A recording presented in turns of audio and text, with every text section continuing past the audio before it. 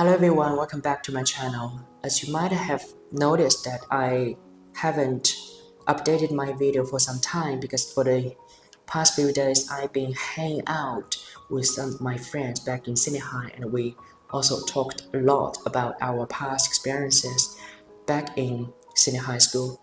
So I'm gonna share with you some of my epiphanies acquired from our conversation.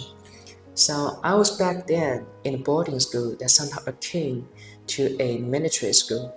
I said this because it has a very stringent set of regulations. I can give you some examples of that so that you can get a sense of what it would be like if you were there.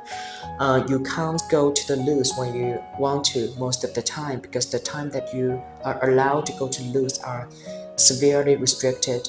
You can't walk side to side to a girl if you were a boy, and you can't let alone dine with a girl if you were a boy because that means that you have too much interaction with the other sex. And also you're not allowed to write diaries, you're not allowed most of the time to read novels and literature because that will be considered a waste of time, except for some rare occasions in Chinese class.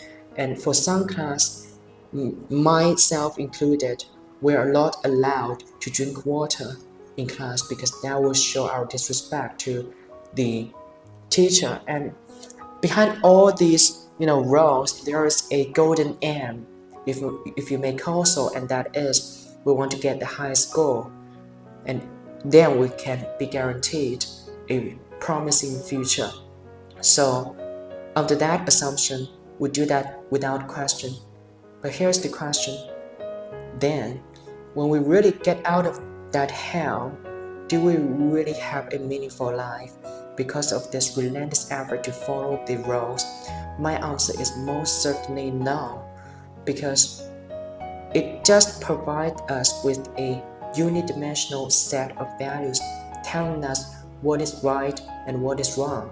But it isn't the right that guides us, it is what is expedient that guides us, so that we can get the most interest that we can possibly manage. It doesn't mean that we are in the process of seeking our own being and meaning. So I would say that's extraordinarily pernicious if we fall into that trap. And I would say that for a lot of college students, it's still the case that we care more about something exterior instead of what we really want. So the loss of our ego and our identity is the very consequence of this mode of thinking. So what are we going to do about that? I would say that we should no longer give up our right to be, right? Because if you really want the very best for yourself and you want the very best for the society that you live in, it's very important for you to be and exercise your thoughts independently, right?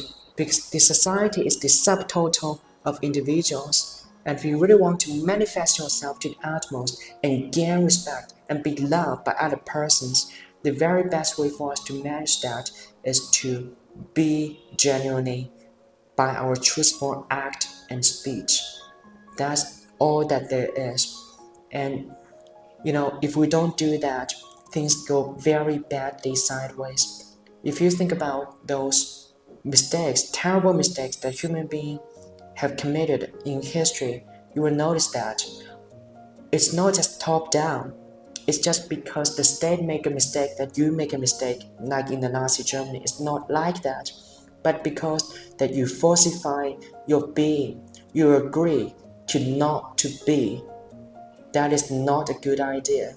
So it's time to stop apologizing, to think and to be, and to exercise our own truthful speech and stories in this world.